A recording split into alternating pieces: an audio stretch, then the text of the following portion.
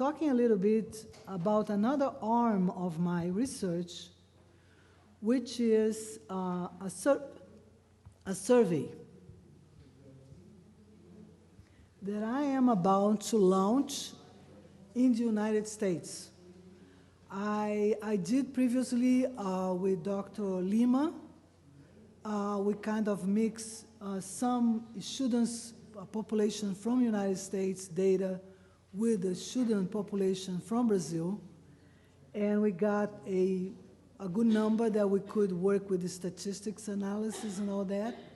But basically, it's a survey that we're going to pass through internet link, and my intention is to go in some critical, centers and maybe present something on coffee, like to get people interested in participating, because I know everybody sees a link for a survey, delete it, right? Oh, another survey, no, well, nobody wants to do it. So I'm going to try maybe give a package of Brazilian coffee as a gift, they make a draw or something. But anyway, so this is another arm. So right now I have 3 arms. One is looking at the chlorogenic acids. The other one is looking at the genomic approach of metabolization of caffeine in population that drinks coffee and that doesn't drink coffee.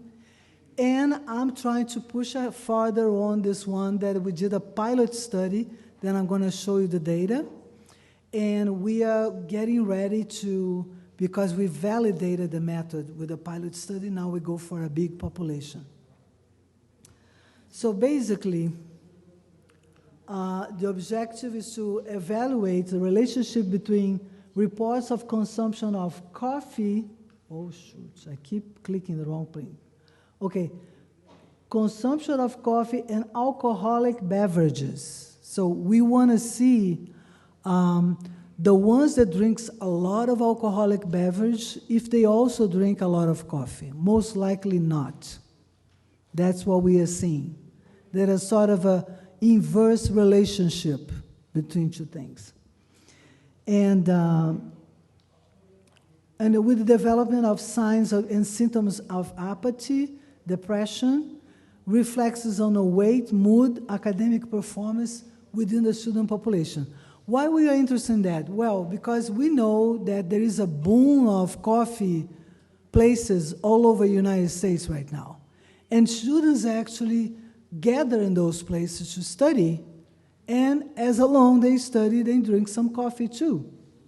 Of course, it's a coffee with a bunch of stuff inside, not, most of the times, not a plain coffee, but they are drinking coffee. And that is leading to an increase in the consumption of coffee between adolescents in the United States. And this is a phenomenon that is happening everywhere. I was talking to a person here, and we were mentioning that India and China, for instance, they used to be just strictly tea drinkers. They are starting to have a number of Starbucks in those main cities, and the students are also gathering and drinking coffee instead of tea. Although Starbucks also sells tea, of course. But anyway, so it's sort of a phenomenon that's going on. You want to take advantage of that and look at the impact of drinking coffee regularly by this population of students and their academic performance.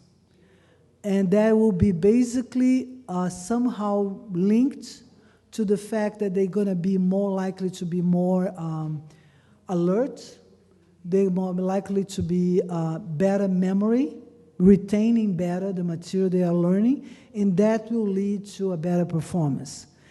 And the ones that doesn't have that, they more tend like to apathy and depression, and then sink in alcoholic habits. Okay, so methods with cross-sectional study, standardized questionnaire, and the population we know is going to be heterogeneous because American population of students is a good mix of Asians and, Latins, a lot of Latins right now, and Americans. So we're going to be able to see, and of course, that will be one of the questions of the questionnaire.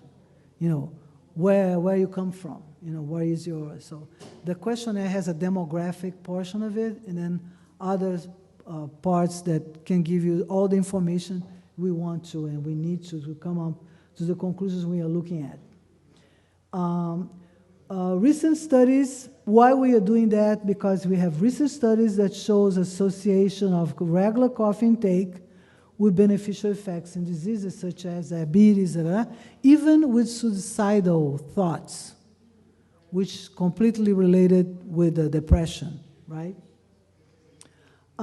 Results of our pilot study have led us to hypothesize that compounds known to possess opioid antagonist properties that occur naturally in coffee, which are some of those chlorogenic acids, probably are helping with the control of alcoholism.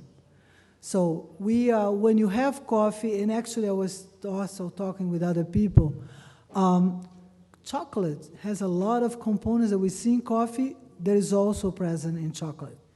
And I mean, everybody loves chocolate, isn't it? Is it? Yeah, that's true. Yeah.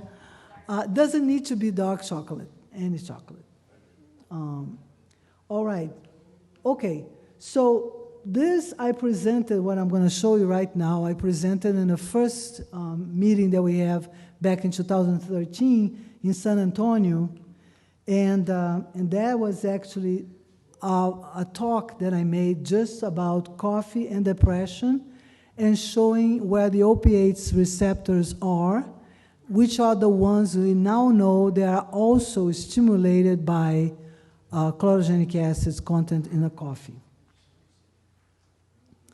And that is, like I said, part of the study made on Tennessee at Vanderbilt University.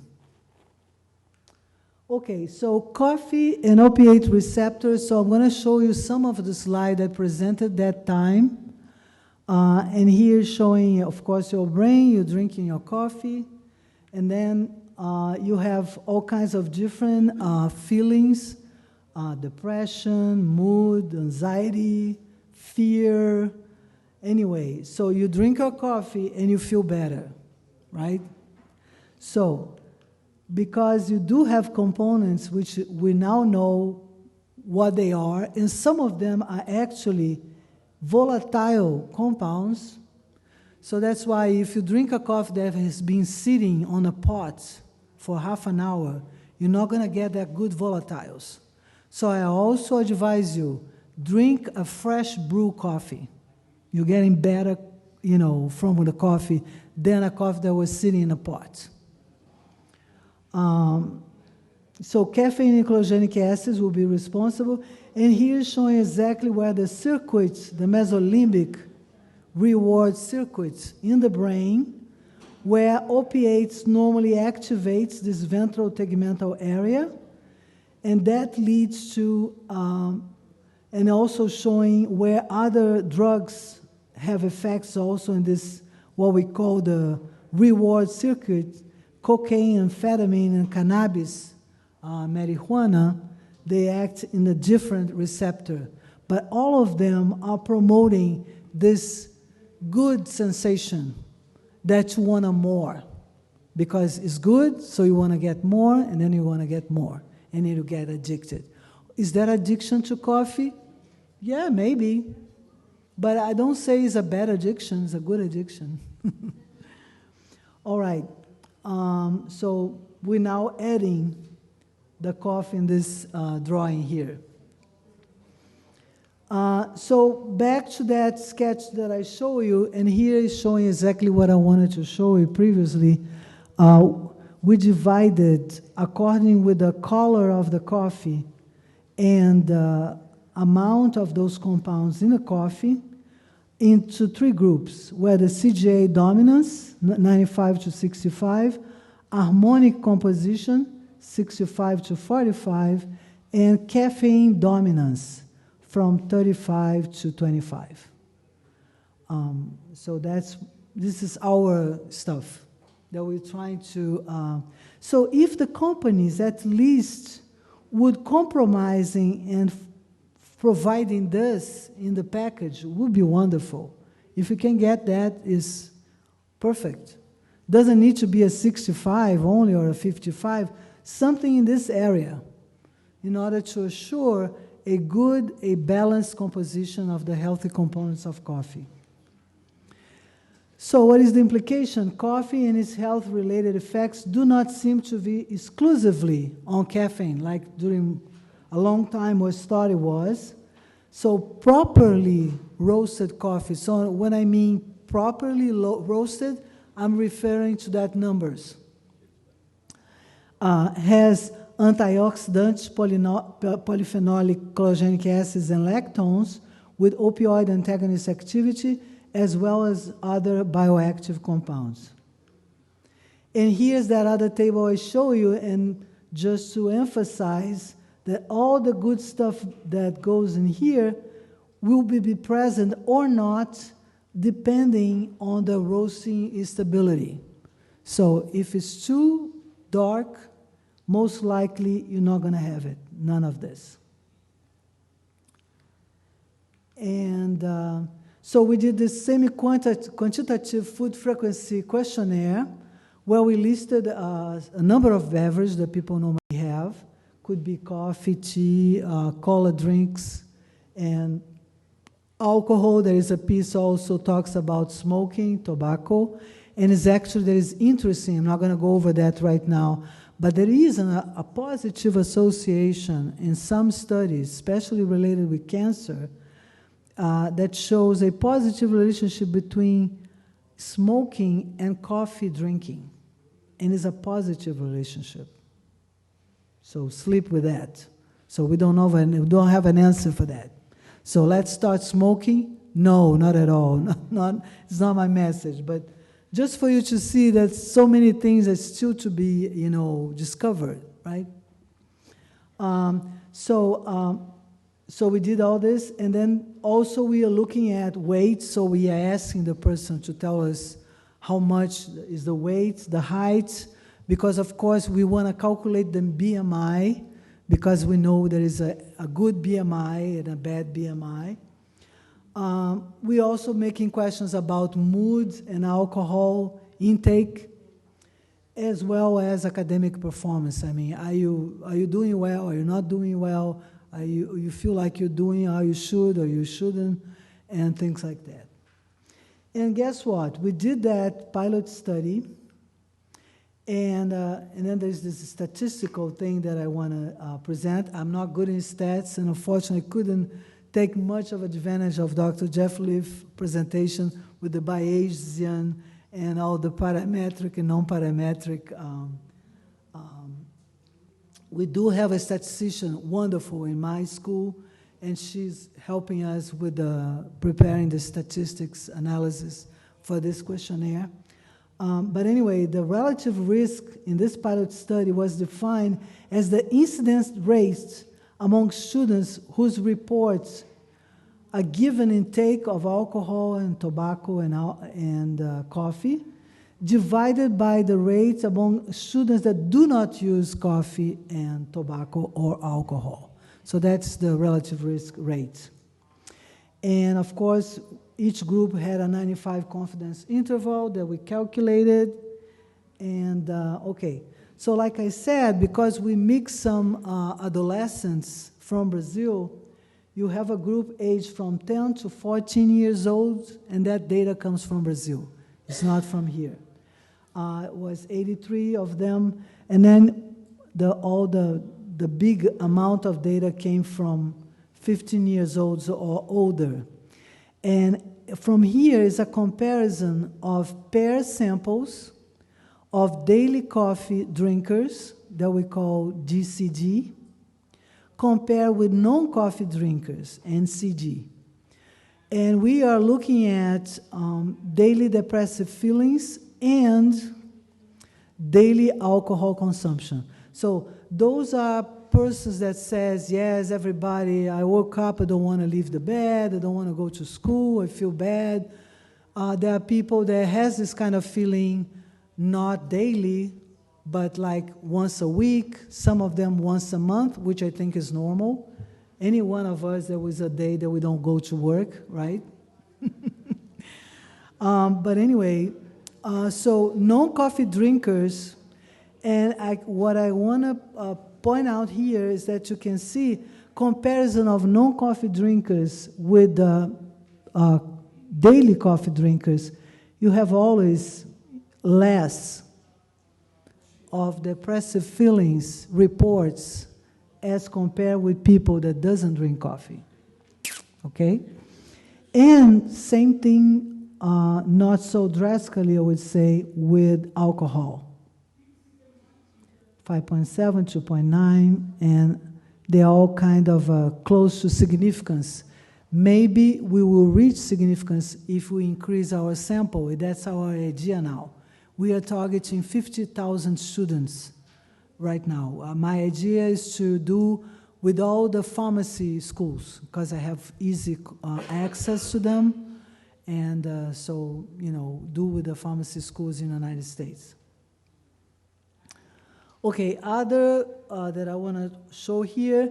Here we are looking at overall depressive feelings report, where we see the daily report, the weekly report, and the monthly report of those depressive feelings and alcohol intake. And from here you can say that, for instance, coffee intake varied between 24.4% up to 88.5% in a group of higher than 30 years old. You see, my son, which is the son of a mother that studied coffee like crazy, doesn't drink coffee much. I keep telling him, you should drink coffee. But you know, we all know that in my country we say that the scent, when belongs to the house, doesn't do any effect on the people is around. Do effect on the people outside the house, but inside doesn't do much of effect. But anyway, but I also see that is changing because of this thing of the coffee places and students gathering around and drinking more coffee. Used to be more soda, more beer, more, right? But now they are more into the coffee places. Oops. Oh, gosh. All right. So, and also we see here that daily intake, of course, the biggest in the daily intake of alcohol, we see some in the population, adolescents, and actually I was reading the other day, I mean, this is also true here in the United States, although the control here is much more restricted, right? So if a student in a college environment or something drinks and gets inebriated, drunk, that will be very severe responses from the school against that student. He's going to lose his driver's license, might be even away from school for some time. But in Brazil, it's not that strict. So we can see some alcohol intake daily mentioned here. And another thing that I wanted to point, depressive feelings, at least once or twice a month, 36%, and unfortunately is also between, and that makes completely sense because as we get more responsibilities in life, and that's when you are higher than 30, you also get with that a lot of stress, and so that makes sense that you have some more often depressive feelings than a young person. So that doesn't cause me any surprise at all. But what I like to see really is those numbers here, high numbers for coffee intake in this 50% basically from 15 all the way to adult age. And what we concluded with that, doing all the stats stuff, we concluded that depressive feelings and regular alcohol intake relationship was observed with an incidence ranging, like we just saw, in the graph above, and that the coffee consumption varied from 24 to 88. We saw that too. But the conclusion we come up with was that there is a strong inverse association between regular to moderate coffee intake, which is to 3 to 4 cups a day, of properly roasted coffee between 65 to 45, and depressive feelings and alcohol intake. So we want to move forward now and do a bigger sample and look into the obesity too problem by looking at the BMI and also, of course, the association with the depression and alcoholism. So it might seem to you that I'm saying that coffee solves all the problem. No, again, coffee doesn't solve, but helps you to be away from them. That's my message. Okay? All right? Questions? Thank you. Yes? Thank you again. Very nice. I have 2 questions for you. First of all, I'm dealing a lot with the cancer research, and one thing which is important, or we are studying very hardly now, is the influence of treatment with regards to the immune system, combined with chemotherapy. In which extent do you think coffee will influence the immune system to the body? Well, the research that we see right now is showing effects on the inflammatory process, like I told you, and we know that cancer is intricately involves all the cells that are involved in the inflammatory process, right? Which is exactly the ones related with the immune system. Do you think it will influence the interleukin in any way? Some interleukins, yes, there are papers that says exactly which ones are involved. If you want, I can look into that for you. Please. There are, strong evidence, especially in colon cancer and liver cancer and skin cancer. At least those 3 I'm aware of. And also breast cancer. Yeah, really? Breast cancer, yes. Yes. If you can help me with some literature or some information about Definitely. that, I will be. Yeah. Thank you. Shoot me an email and I'll get the reference for you. That's good.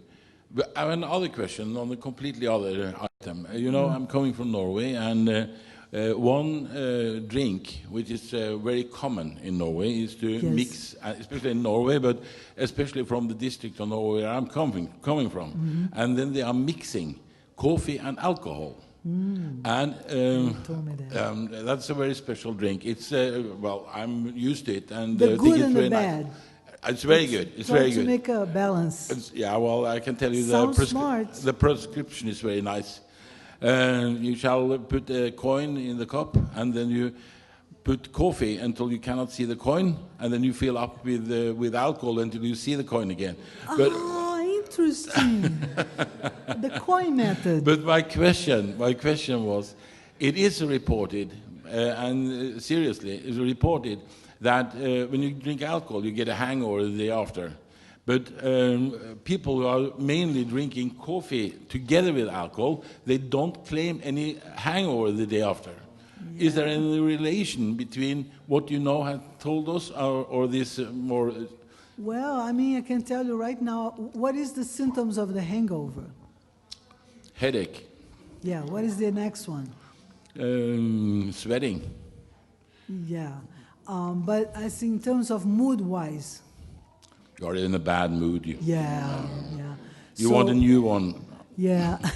So I can see clearly caffeine do a lot of good stuff in the hangover. So you think that is real?